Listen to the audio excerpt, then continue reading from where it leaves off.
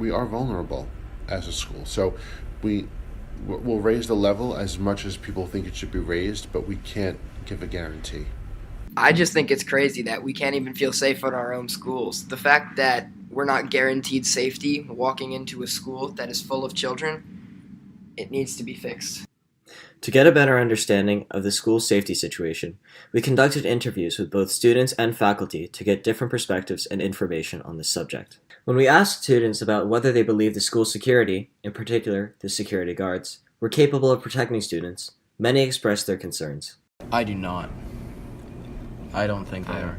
Do you think that they need more training, or do you think that they're fine not knowing how to defend the students? I don't know how they're trained, but I think a person with a gun against a person without a gun, no matter, like, there's no real training that you can give a school security guard to. So are you saying that you want the security guards to have guns, though? I think maybe take more like a different approach, like not having a gun, but maybe having like a taser or something like some police officers do.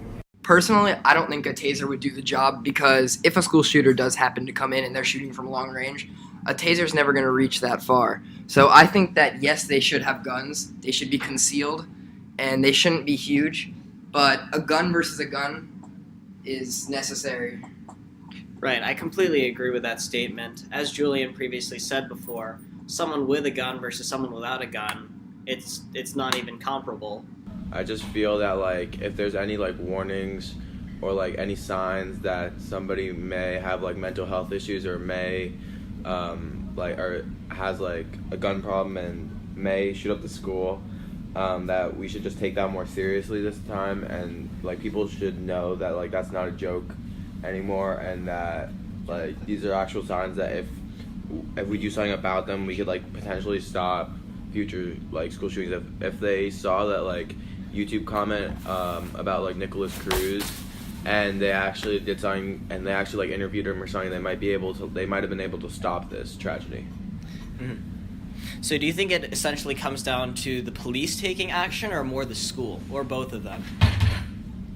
I think it should be the school. If the school finds out, they should notify the police. I think this is, like, more of a police matter, but, like, the school should still, if anyone has, like, concerns about, like, a certain student or someone that they feel might be potentially dangerous, I feel like the school, like, psychologists or psychiatrists should be able to, like, interview them or, like, ask them a couple questions to see if there's anything, like, wrong with them or anything that could be potentially wrong with them. Now that we know how the students feel about school security, let's hear about what's actually being done.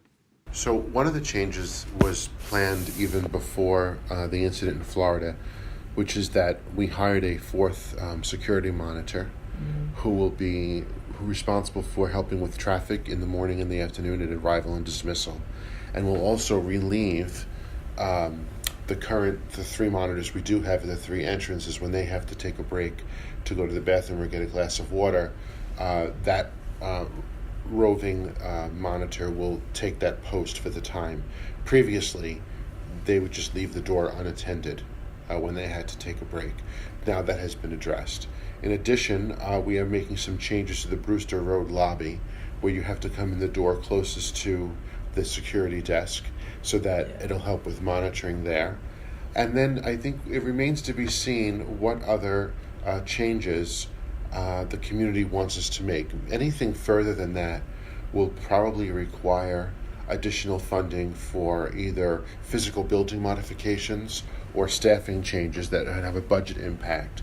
So there are two safety committees, one at the school level, one at the district level. Both of those committees have administrators, teachers, parents, and police representation. They will review our plans, and then if they think there are any changes that we need, they'll recommend them to the Board of Education. It is relieving to hear that there are improvements being made to the school safety at Scarsdale High School, something I'm sure most parents and students have wanted to hear. But many ask the question as to why it took so many tragic events for these school safety implementations to be carried out. I think it's because of what the students and the teachers at Parkland did. I think they kind of got up and they said, we're not going to let it go away this time. And even last time, like with Sandy Hook and other cases, it's been kind of present for the moment and then it's gone away. But I think this time it's different, and they're saying that we're not going to let it go away, and this is still a prominent issue that we should talk about, and it has to be resolved because this can't keep happening. So before you were in 5th grade, you may remember that all the schools were open. Mm-hmm. All the doors were unlocked. Mm-hmm. That's how it was here. Now, that was even after Columbine. And I think the why behind that is schools were always considered safe places. Scarsdale's considered a safe community, right? And even if you walk on the street in the town at night, if the stores are closed, they don't have the metal gate over the thing like you'll see in the city. The door is just locked. So, people respond to the perceived threat. I think Sandy Hook prompted a change. So that was when we had the first time we had the security monitors at the high school. They locked down the elementary schools during the day.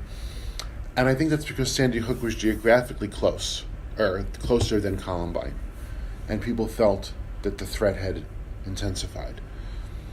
And I think with Parkland, you see a community that's similar, maybe in demographics. Especially because we knew so many people there. That's right. There's family connections, friend connections. And so I think we're taking yet another step in the direction of enhanced security. So when people feel that the perceived threat is more real, they will act differently than if something is kind of Further away. Yes. It's admirable to see how the students from Parkland High School are taking matters into their own hands and advocating for stricter gun laws and drawing attention to mental health. From the students we surveyed from Scarsdale High School, many were in favor of gun reforms, and Principal Benamo expressed his view as well. I tend not to agree with the idea that the way to counter gun violence is to give guns to more people. I don't subscribe to that logic. I understand why some people see that as the right way, and I think there are some valid points in that argument. I would support making it harder for people to obtain weapons. Certainly, semi-automatic and automatic weapons. To me, there's no reason that a citizen should have access to this type of a weapon. It's purely meant to kill as many people as possible in the shortest amount of time. That's the only it's not for hunting. It's not for self-defense. I don't know why we're still selling these things. I would agree with raising the age. I would agree with bump stocks or anything that would make a semi-automatic weapon act more like an automatic weapon. That should not be allowed to be purchased. I am not in favor of arming teachers or school safety agents. I think that the likelihood of an accident is greater than the ability for a teacher to use that in a self-defense. The idea of a gun in a classroom makes me very uneasy, but that's just the way I see it. Again, without being too morbid, but I'll speak frankly with you, if you have a deranged man with an automatic weapon, a teacher with a revolver is not really a good match for that. It seems that from a student standpoint, arming the security guards would be a stride towards a safer school environment. However, the last interview displays that from an administrative perspective, this could potentially be harmful. Principal Benamo's suggestion to ban weapons to the public that are only intended to kill is something I think most would agree with, and I believe that would reduce the loss of life not only in school shootings, but in general. Preparation is crucial for prevention against school shootings, which is why most schools nowadays conduct lockdown drills to instruct both students and teachers on how they should respond in an active shooter situation.